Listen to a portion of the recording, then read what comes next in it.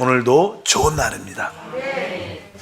신성한 생명을 따라 사는 교회 생활, 교회의 성장을 위해서 또 개인적인 하나님의 축복과 은혜를 위해서 생명수의 흐름을 방해하는 여러 가지 처리에 대한 말씀을 나눴습니다. 어제는 육신을 처리하고 또 그 실제인 자아를 처리하는 그런 내용을 나누었습니다. 그러면 이제 우리에게 실제적으로 가장 깊은 단계가 하나 있는데, 그것은 사실 그리스도의 몸을 세워 나가는 것입니다. 그리스도의 몸인 교회를 세우는데 문제가 되는 가장 깊은 것들은 첫 번째는 우리가 태어날 때 우리는 타고난 우리의 어떤 인성과 재능이 있습니다. 달란트죠. 각자의 그런 달란트. 그래서 우리가 타고난 인성과 타고난 재능이 있는데, 그 타고난 인성과 재능으로 살면 결국 이 그리스도의 몸을 세우는 데는 많은 어려움을 갖게 됩니다. 그래서 여러분들이 영적으로 타고난 나의 인성과 이 재능도 하나님 안에서 처리가 돼야 우리 영 안에서 그 생명의 역사가 나타나는구나. 그것을 우리가 알아야 될 줄 믿습니다. 타고난 인성과 재능은 사실 혼적인 사람의 자연스러운 특징이죠. 자기만의 모습을 사람은 다 갖고 있습니다. 뭐 개성이 있다고 표현하죠. 그 개성이 무엇으로 이루어지냐? 바로 그분의 인성과 어떤 재능으로 이루어지는데, 그런데 이러한 모든 것들은 타고난 것입니다. 그래서 주님께서 육으로 난 것은 육이다, 오직 영으로 난 것만 영이다, 이렇게 말씀하는 것처럼 타고난 인성과 재능도 하나님 안에서 처리될 필요가 있다는 것을 분명히 알아야 됩니다. 실제로 하나님은 하나님의 그릇으로 우리를 만들기 위해서 타고난 인성과 재능도 하나님이 깨뜨리시는 그러한 역사를 하시죠. 그 대표적인 예가 사실 야곱입니다. 야곱에게는 야곱만의 타고난 그런 인성과 어떤 재능이 야곱에게는 있었습니다. 그는 아마 태어날 때부터 아니라 엄마 뱃속에 있을 때부터 그의 어떠한 인성, 그의 성격이 드러납니다. 첫째로 나와야 돼. 안 돼. 에서가 먼저 나가면 안 돼. 내가 먼저 나가야 돼. 먼저 나갈 수 없으니 어떻게? 발꿈치라도 붙잡고 같이 나와야 돼. 그때면 그 야곱의 타고난 그런 인성과 어떤 재능적인 그런 모습을 볼 수 있죠. 그래서 그의 항상 깨가 많고 여러 가지 일에 대해서 묘안도 많고 아주 자기 중심적이고 남들을 이렇게 속이는데 아주 기가 막힌 그러한 요소를 야곱은 가지고 있습니다. 우리가 알다시피 나중에는 자기 형이 갖고 있는 장자권을 속여서 빼앗고, 또 결국 나중에는 그 아버지의 그 축복을 형을 대신해서 자기가 속여서 받게 됩니다. 늘 그런 계략적이고 아주 깨가 많고 그러한 요소를 늘 갖고 있었습니다. 결국 그는 이모저모로 나름대로 장자권을 얻었다고 생각을 많이 했지만 결국 그는 그 부모님의 집에서 도망 나올 수밖에 없는 그런 상황을 갖게 됐죠. 그가 이제 그 집을 떠나서 형을 피해서 광야로 떠날 때 하나님을 만납니다. 꿈 가운데 하나님을 만나는데, 하나님을 만나도 그는 하나님과 흥정하는 사람이에요. 다 그냥 우리 보통 많이 이렇게 흥정 스타일이 다 있죠. 어린 아이도 키우다 보면 너 뭐 잘못했으니까 5대 맞아야 돼. 그럼 어떤 아이들은요, 엄마하고 조율합니다. 엄마 세대만 이렇게 조율을 해갖고, 우리는 그런 흥정적인 그런 그러한 기교, 그러한 어떤 술수 이런 것들이 우리 안에는 많이 조성되어 있습니다. 이 야곱은 하나님을 만나는데도 하나님은 흥정하지 않지만 하나님에게도 하나님 나를 지켜주시면 내가 11조 내고 나의 하나님을 하겠다, 이렇게 흥정을 하는 그런 스타일. 우리 신앙도 그렇죠. 하나님 이거 해주시면 내가 새벽 예배도 나오고 내가 전도도 하고, 내가 이거 해주시면 내가 11조도 열심히 하고 내가 하나님 열심히 믿을게요. 대부분 우리의 스타일은 다 흥정 스타일이에요. 다 야곱 같은 모습이죠.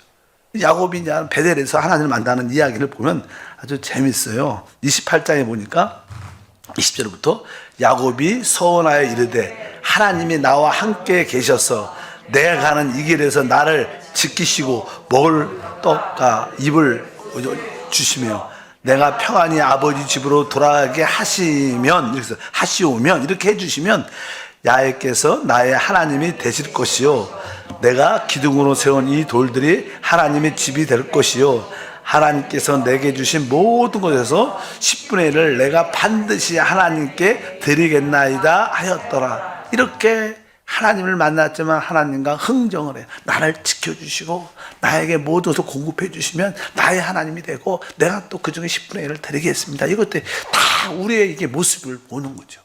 야곱은 바로 우리의 전형적인 우리의 모습을 말씀을 합니다. 그러나 우리 하나님은 그렇게 요구하지 않고 그냥 그런 말을 그냥 다 들어주십니다. 그래서 이제 하나님은 이제 이 야곱을 이제 깨뜨리시죠. 깨뜨린다고 해서 그가 타고난 그러한 인성과 그의 재능을 내려놓게 하는 것입니다.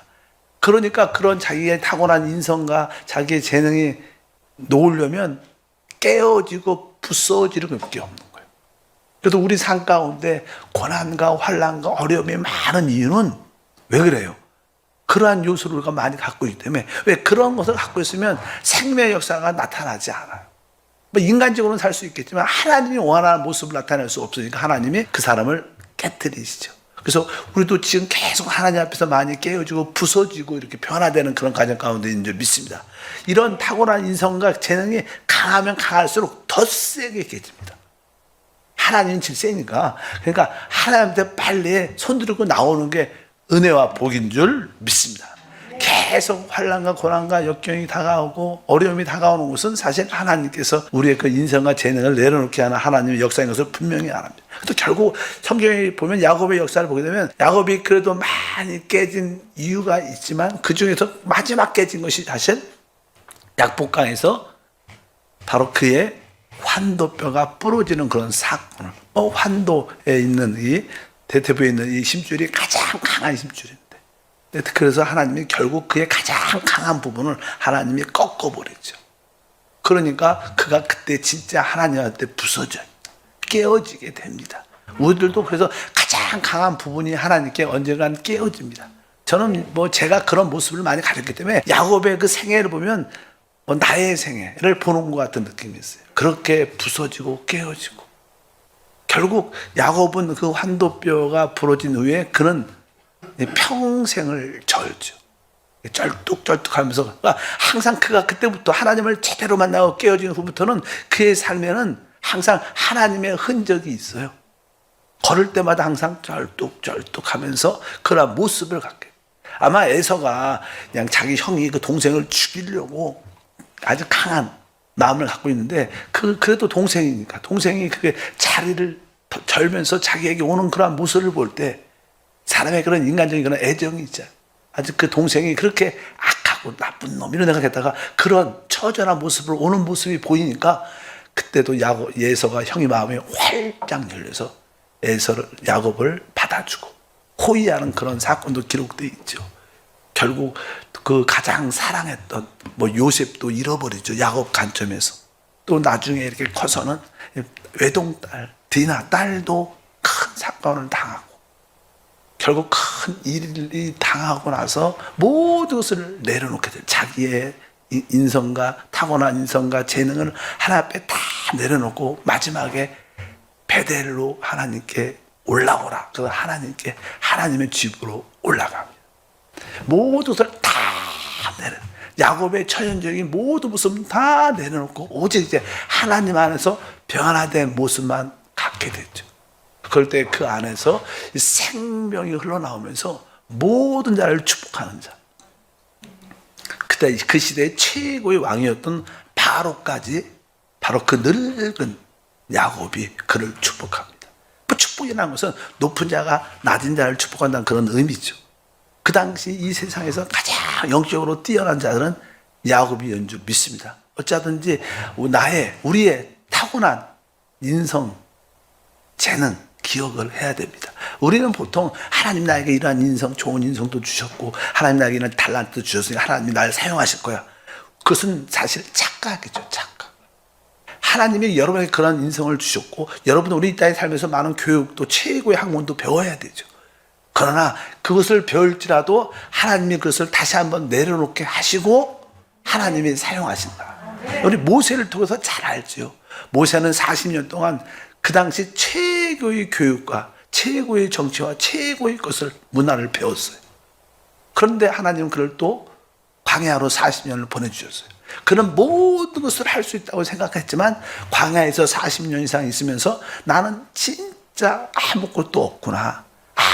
아무것도 할 수 없는 노친네 같던 80세 아무것도 할 수 없는 그런 사람이었는데 그때 하나님한테 붙잡히게 되고 그때부터 또 40년 동안 쓰임받는 거예요. 바로 이게 요새 같은 경우에도 타고난 그의 어떠한 인성이나 재능이 진짜 다 내려놔졌을 때 하나님께 쓰임받는 생명수가 흘러나오는 그런 역사가 함께한 줄 믿습니다. 그래서 우리의 타고난 우리의 인성과 재능도 처리돼야 되는구나. 그럴 때 진정한 생명수가 흘러나오는 것이다. 이것을 우리가 분명히 알아야 될 줄 믿습니다. 두 번째, 또 하나의 단계는 그냥 개인주의 신앙이죠. 개인주의. 사람이 타락했다는 영적인 의미는 하나님과 독립했다는 거예요. 하나님과 상관이 없죠. 옛날에는 하나님이 우리의 생명이 되시고 항상 모든 것은 하나님께 물어봐야 돼. 하나님이 공급이시고 하나님이 능력이시고 하나님이 지혜이십니다. 그런데 이제 타락을 했으니까 선악을 우리 스스로 판단합니다. 하나님이 없어도 내가 선악을 판단해. 그것이 하나님같이 된다는 그런 사단의 어떤 책략이었죠. 그래서 사람은 이제 더 이상 하나님이 필요가 없어요. 그래서 뭐예요? 독립했다는 거예요. 타락의 의미는 독립입니다. 독립의 실제는 개인주의예요. 우리가 교회 생활을 해도 대부분 사람들이 어떻게 개인주의. 난 남들한테 타치받고 싶지 않아. 남들한테 구속받고 싶지 않아. 난 교구 싫어. 난 지역이 싫어. 나는 그냥 주일 와서 말씀 듣고 갈 거야. 대부분 그런 생각을 요즘에는 더 많죠, 사람들이. 이것은 뭐예요? 개인주의죠, 개인주의. 근데 개인주의가 진짜 하나님 앞에 합당치 않은 것을 깨달아야 될 줄 믿습니다. 개인주의 신앙에서 벗어나야 됩니다. 사실 우리 주님은 바로 개인주의가 아니라 교회, 단체적으로 구원받은 교회에 관심이 있어요. 실제로 저는 에베소 1장 23절에 교회는 그의 몸이니 만물 안에서 만물을 충만케 하신 이의 충만이다. 하나님의 충만은 무엇입니까? 교회가 하나님의 충만이라. 개인이 하나님의 충만. 개인적으로 우리가 뛰어난 영성을 가질 수 있을지라도 그것은 아주 부수적이고 작은 한 부분밖에 안 됩니다. 교회가 하나님의 충만이다. 따라할까요? 교회가 하나님의 충만이다. 그래서 우리는 하나님에 대해서 깊이 알려면 온 성도와 함께 어우러져야 돼. 혼자 신앙생활하면서 하나님을 알 수 있다? 그것은 어불성설이다. 절대로 그렇지 않아요. 우리 에베소 3장 18절과 19절에 보니까 능히 모든 성도와 함께 이렇게 써요. 지식에 넘치는 그리스도의 사랑을 알고 그 너비와 길이와 높이와 깊이가 어떠함을 깨달아 하나님의 모든 충만하신 것으로 너희에게 충만하게 하시기를 원하노라. 아멘. 진짜 개인적으로는 그리스도의 충만과 하나님의 풍성함을 알 수 있지 않다는 거예요. 정말로 우리가 개인주의를 넘어서 우리가 교회가 될 때 진짜 그리스도의 풍성함과 하나님의 축복을 누리게 될 줄 믿습니다. 우리는 개인적으로 주님이 나를 위해서 죽으셨어. 주님은 나의 구주야. 우리 이런 고백을 되게 좋아해요. 나쁘지 않습니다. 그러나 우리는 그 다음 단계를 넘어가야 돼요. 성경에 보면은 주님이 사실 개인적인 나를 위해서 죽으셨습니다.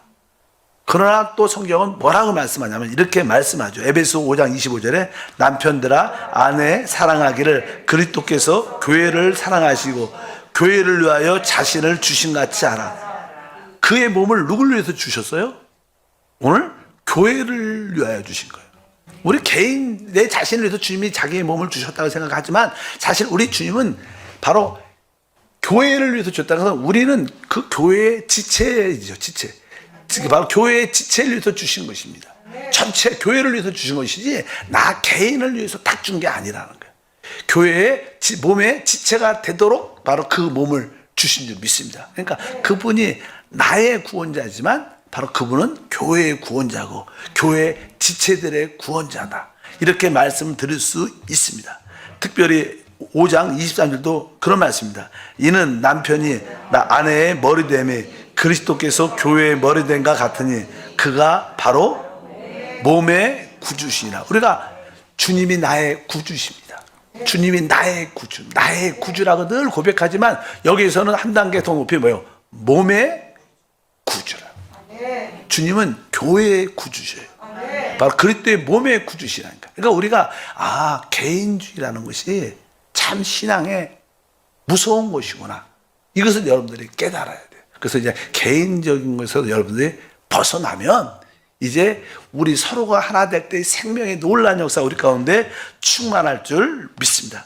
왜 교회가 하나님의 집으로 영적으로 건축되지 않는가? 그것은 뭐예요? 개인주의가 많아서. 이 시대에 참된 교회가 왜 없는가? 다 개인주의 신앙을 선호하기 때문에 그래요. 그래서 이 교회 저 교회 인터넷으로 은혜 받고 말씀 깨달으면 되지. 그것을 예배라고 생각해요. 그것이 예배가 아닙니다. 이 참된 예배는 영 안에서 우리 모두가 하나 되는 거예요. 하나님과 하나됨을 체험하고 우리 모든 지체가 하나됨을 체험할 때 이것이 진짜 거룩한 산 제사인 줄 믿습니다. 그래서 개인적인 그러한 신앙을 벗어나야 된다. 그래서 교회 안에서 어떠한 재직이 세워질 때, 지역장이 세워질 때, 그것은 진짜 중요한 직분들. 이건 내가 이제 주님을 몸의 구주로 받아들이는 거죠. 교회의 구주로 받아들여요. 바로 그것이 주님의 뜻과 목적의 역사인 것을 분명히 알아야 됩니다. 그럼 왜 우리는 개인주의에서 벗어나지 못할까? 그것은 영적으로 그리스도의 몸이라는 그런 계시가 약해서 그러죠. 교회가 그리스도의 몸이구나. 그러한 영적인 눈이 이렇게 열리면 교회가 그리스도의 몸이구나. 그러면서 내 몸을 보면서 나는 그의 지체고 우리 모두는 몸의 모든 지체들은 한 몸이구나. 그리스도와 하나고 모든 성도들과 하나구나. 이러한 하나됨을 성령 안에서 계시를 통해서 깨달아져야 개인주의가 벗어져요. 근데 그리스도의 몸에 대한 계시는 높은 이상입니다. 높은 이상. 보통 성도들은 그런 계시가 거의 없어요. 그래서 우리 주님 베드로가 주는 그리스도라고 말할 때 주님은 네 반석 위에 내 교회를 세운다. 우리 주님은 오직 교회만 관심이 있어요. 개인한테 관심이 있는 게 아니라 개인은 몸의 교회의 지체이기 때문에 관심이 있는 거지 개인 달랑 관심 있는 건 아니죠. 오늘 몸의 구주시고 그래서 하나님 나에게 지혜와 계시형을 주사 그리스도의 몸을 보게 하소서.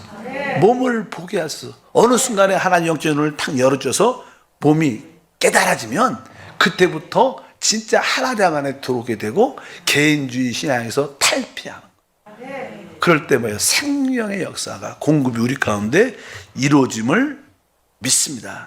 그럴 때 우리 안에서 주님이 확실하게 사시고 우리 가운데 역사하실 것이다. 이것을 분명히 알아야 돼. 하나님. 그러니까 우리는 실제로 교회를 비난하면 안 되는 거예요. 실제로 교회를 비난하면 안 되는 거죠. 왜? 혹시 누가 잘못했다, 자기를 정죄하고 날 오해했다 그래도 교회를 비난하는, 교회는 바로 우리의 개인주의를 처리하는 것이 바로 그러한 사건을 일을 통해서 이제 그리스도의 지체 몸이 될 수 있도록 하나님이 인도하는 것이지 교회가 틀렸다. 그런 말은 주님이 틀렸다는 말이하고 똑같은 거야. 그렇지 않습니까? 제가 손이 여기 뭘 터치했는데 그 손이 나쁜 거야. 이 손이 나쁘다는 건 뜻은 무슨 뜻이에요? 내가 나쁘다는 거죠. 사실은 왜 손만 달랑 그렇게 말할 수 있잖아요. 이게 머리와 몸이 하나인데. 그러니까 우리는 어떤 상황이 돼도 교회에 대해서 이렇다 저렇다 이렇게 말하면 그러니까 여러분들 교회를 진짜 알면 우리는 교회를 비난할 수 없고 교회를 정죄할 수 없고 교회에 대해서 우리는 이러다 저러다 말할 수 있잖아요. 교회가 얼마나 주님 자신의 몸인데 그럴 때마다 어떤 편치 않는 상황이 있을 때마다 내가 돌이키고 내 중심적인 신앙 때문에 이러한 어려움도 당하나 보다. 내가 다시 그리스도의 몸인 교회 안으로 하나 안으로 들어오자. 이런 하나님의 뜻을 깨닫기를 바랍니다. 내일 계속합니다. 하나님 감사합니다. 다시 한번 마지막 생명의 흐름을 방해하는 타고난 우리의 인성과 재능도 처리되고 개인주의적인 요소도 우리 안에서 처리되게 하옵소서. 주 예수 이름으로 기도합니다.